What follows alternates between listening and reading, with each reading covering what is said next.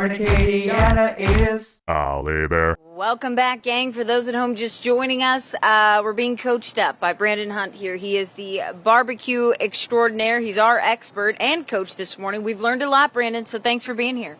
Yeah, thanks for having me. It's so much to learn in barbecue, and I love teaching it. I could talk barbecue all day. We love it. So let's talk seasoning. Let's start there, shall we? We just seasoned up some ribs. Did you put those on? You did. Ribs are on. Yeah. Awesome. So, yeah, let's talk seasoning here. Yeah, so seasoning, that's one of the biggest questions I get is what seasoning do you put on your meat? And I tell everybody the same thing is that you have to develop your own flavor profiles.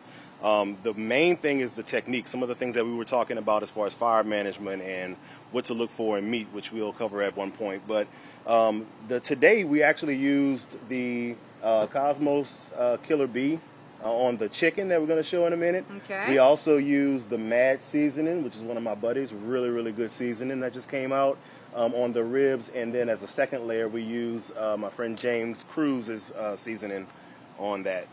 Now, do the seasonings depend on the type of meat or vice versa? So, Great like, would you question. use something different for the steak, that type of thing? Yeah, so that's actually a thing that a lot of people talk about is, can I use steak seasoning on pork and things of that sort? And you absolutely can. It depends on your flavor profile and what you like. I like a more savory rib sometimes. When I'm not competing, I like to put pepper on my ribs, and I like, those types of flavors. So it all depends on what you like. I love it. Quick question. I have never seen these in stores. Where do you find these? So all of these seasonings came from PSC supply in Broussard, here in Broussard, and I think the Mad seasoning is in a couple of different stores, but he's actually my neighbor, so I just go down the street to get it from him. You just knock on the back door. I love that. Hey, let's check on this chicken here. Speaking of seasoning, what do we have I love here? your little setups, by the way. Oh my gosh! These are fantastic. It's over here. Perfect. Super efficient. I love it. So we were talking about fire management earlier. The pit's rolling at a little bit over 300 degrees right now, right where I want it to be. This thing is a beast. As long as you have good quality charcoal and you have good fire management, you can do what you want to do. My. Look at those. Now, Brandon, explain what you did to this chicken. I know what it's done. I know what he did here. spatchcocked. Yep. I spatchcocked the chicken, and basically all you do is you cut off the backbone of the chicken, and then you just split right down the middle and kind of fold it out. And it cooks more efficiently, right? It does. It cooks more efficiently. It cooks, cooks more even.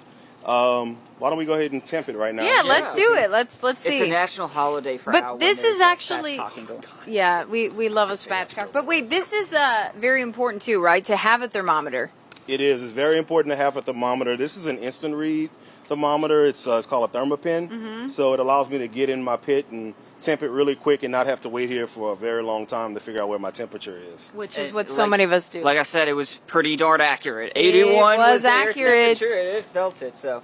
Really, that's all a meteorologist would need, correct? Exactly. Just walk outside with your little thermometer, stick it up to the...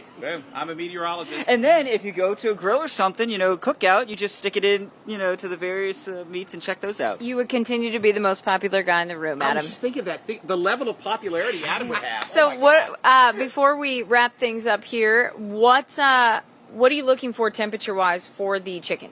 So temperature-wise, right now it's temping at right around 103, 104.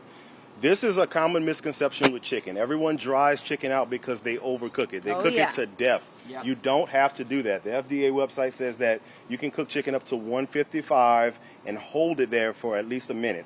I'd like to get my chicken to about 160 and then take it off. Residual heat's going to carry where it needs to be. I like Juicy. that. Oh, sounds can't wonderful. Okay. Oh my goodness. Well, while the chicken's heating up, so are we.